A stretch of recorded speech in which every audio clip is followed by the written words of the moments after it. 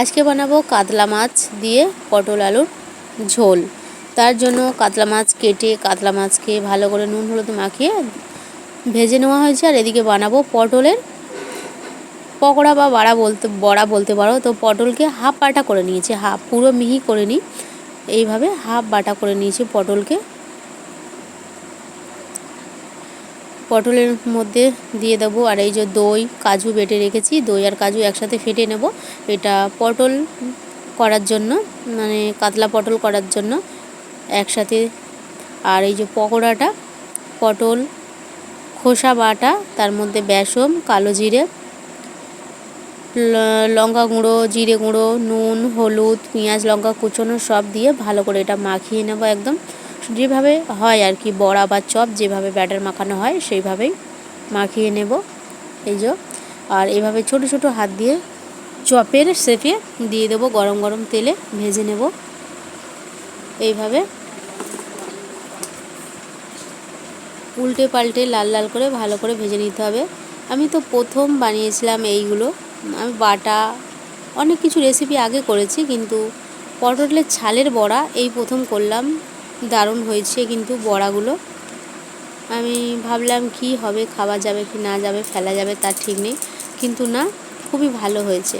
আর এর মধ্যে একটু রসুনও বেটে নিয়েছিলাম, যেটা বলতে ভুলে গেছি, রসুনও এতে বেটে নিয়েছিলাম। সব কিছু তো এই যে দেখো উল্টে পাল্টে এভাবে কিন্তু ভালো করে ভাজতে হবে।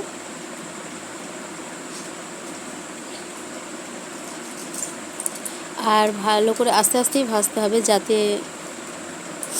পুড়ে না যায়, লাল লাল করে ভেজে নিতে হবে এগুলো। এবার যেগুলো ভাজা হয়ে গেছে একটা একটা করে আমি সব উঠিয়ে নিচ্ছি। এই যে দিয়ে দিলাম, বাদ বাকি যেগুলো বাকি ছিল সেগুলো সাইড থেকে দিয়ে দিলাম, ওগুলোও ভাজা হবে, এগুলোও একসাথে। কারে নাম্বার পটল আলু একসাথে খুব ভালো করে ভেজে নেব। আলাদা আলাদা করে পটল আলু ভাজা যায়, কিন্তু একসাথে ভেজে নিলাম। আর বড়াগুলো হয়ে গেছে দেখিয়ে দিলাম, রেখা দেওয়া আছে সাইডে।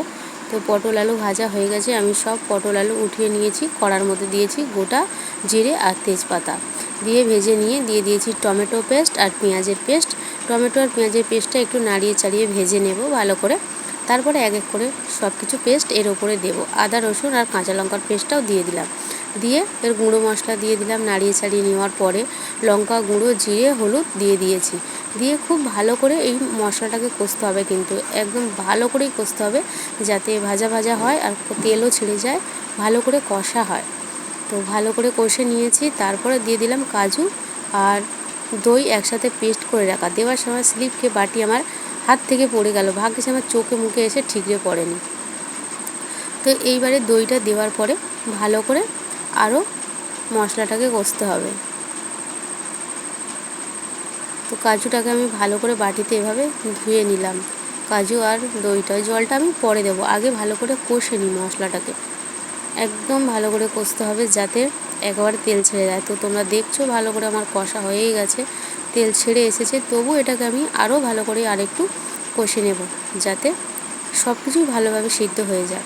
কষা যখন হয়ে গেছে, এই যে মাছ ভাজা আছে, পটল ভাজা আছে, সব কিছু কষা আমার প্রায় কমপ্লিট। এবার ভাজা পটল আর আলুটা এর মধ্যে আমি দিয়ে দেব, দিয়ে ভালো করে নাড়িয়ে চাড়িয়ে নেব একসাথে, পুরো মশলা যাতে লেগে যায় পটল আলুতে, সেই জন্য ভালো করে ভাজা করে নিতে হবে। এবারে ওপর থেকে আমি জল দিয়ে তরকারিটাকে রেডি করে নেব। তো জল যতটা লাগে সেই পরিমাণে আমি জল দিয়ে দেব। 1 গ্লাস জল দিয়েছি, আরও 1 গ্লাস জল দিলাম, দিয়ে ভালো করে নাড়িয়ে দিলাম। এবার তরকারিটা ফুটুক, ফুটে গেলে আলু পটল তো সবই ভাজাই আছে, তবু আর একটু সিদ্ধ হতে হবে, আর তরকারিটা তো ফুটতে হবেই। আর এদিকে কুমড়ো ফুলের বড়া করব বলে রেডি করা আছে, তরকারি আমার রেডি। গরম মশলা দিয়ে দিলাম, গরম মশলা দিয়ে মাছগুলো সব একে একে এভাবে সাজিয়ে দিলাম। আর আজকের জানো, আমি বাজারে গেছিলাম ধনেপাতা কিনতে, বাজারে ধনেপাতা পাওয়া যায়নি। অবশ্য আমাদের বাজারে না, অন্য বাজারে, সোনাকে পড়াতে নিয়ে যাই সেখানে। আমাদের বাজারে পাওয়া যায়, কি আশ্চর্য, অত বড় বাজারে ধনেপাতা পেলাম না। একটু ধনেপাতা উপরে দিলে আরও ভালো হতো। তো আমার হয়ে গেছে, পটল আলু মাছ দিয়ে মাছের ঝোল, কাতলা মাছের ঝোল রেডি। এটা সোনার ভাত দিয়ে দিয়েছি। এবারে কুমড়ো ফুলের বড়াগুলো করছি। একটা বড়া ভেজে সোনায় দিয়ে দিয়েছি। সোনা তো জাদা খায় না, তাই ওকে মাছ আর ঝোল আর আলু দিয়েছি, পটলও খায় না। আর কুমড়ো ফুলের বড়াগুলো লাস্টে আমি আবার ভাজা করে নিচ্ছি। তো আজকে আমাদের কত কিছু রেসিপি হয়েছে জানো, তোমাদের সব দেখাবো। এই যে সোনায় সব সাজিয়ে দিয়ে দিলাম সব কিছু, কুমড়ো ফুলের বড়া, পটলের ছালের বড়া, কাঁকরোল ভাজা, কুমড়ো ভাজা আর মাছের ঝোল সোনাকে দিয়ে দিয়েছি। এবার আমি সবার জন্য বাটিতে করে মাছগুলো তুলে তুলে একটা একটা করে রেখে দেব। তো দেখছো আমার তরকারিটা কেমন হয়েছে বলো তোমরা। আর এই কুমড়ো ফুলের বড়া, এই আমাদের হয়েছে ভাত, আর এই যে পটলের ছালের বড়া সবাই খেয়ে শেষ করে দিয়েছে। আর এই যে কুমড়ো ভাজা, কাঁকরোল ভাজা, এতগুলোই আমাদের রেসিপি। আর একটা হয়েছে কুমড়োর ডাঁটা আলু মাছের মাথা দিয়ে, এই যে কাতলা মাছের মাথা দিয়ে তরকারি। তো আমাদের সব কিছু রেসিপি দেখালাম। আর এই যে আমি এসেছি নিতে এবার আমার জন্য, তাও আবার ডবল করে তোমাদেরকে দেখালাম কী কী হয়েছে আমাদের। তো আজকের এতগুলো রেসিপি করেছি, এটা বাবার জন্য আলাদা সাইড করে রেখে দিলাম। এবার বলো তোমরা কমেন্টে কেমন হয়েছে।